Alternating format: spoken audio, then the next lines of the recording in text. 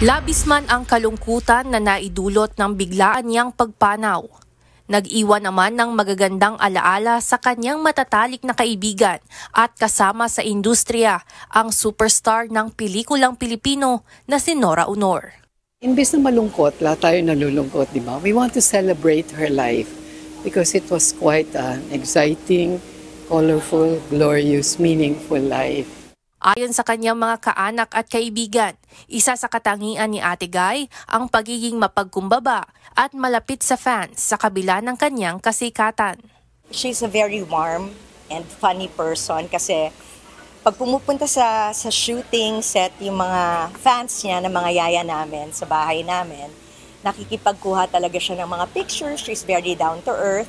Ganon din siya sa lahat ng mga minamahal ng mga fans. Tapos noon, she has a very beautiful voice na magandang pakinggan, paulit-ulit, hindi nakakasawa. Patunay din ng kanyang kahusayan sa pag-arte ay ang pagiging magandang halimbawa sa sumunod na henerasyon ng mga artista. Siya yung tipo ng artista that would coach you but she will support you, as in guide you all the way. And then, mararamdaman mo naman kasi siya sa eksena, yun nga yung higop yun yung power niya yung hindi mo kailangan mag-motivate pag si Ate Guy ang ka-eksena mo kasi dadalin ka talaga niya. Dadalin ka niya, bibitbitin ka niya, gagabayan ka niya. Bukod sa pagiging magkakatrabaho sa harap ng kamera, pamilya na rin ang naging turingan nila sa isa't isa. Napakahirap dahil, how do you say that?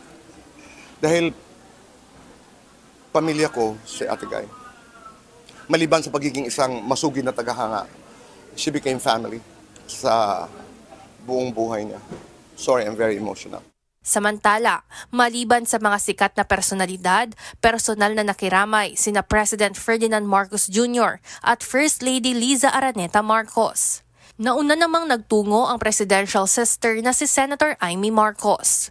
Hindi man personal na nakarating si Vice President Sara Duterte, nagpahatid naman ito ng bulaklak bilang tanda ng pakikiramay sa pamilya.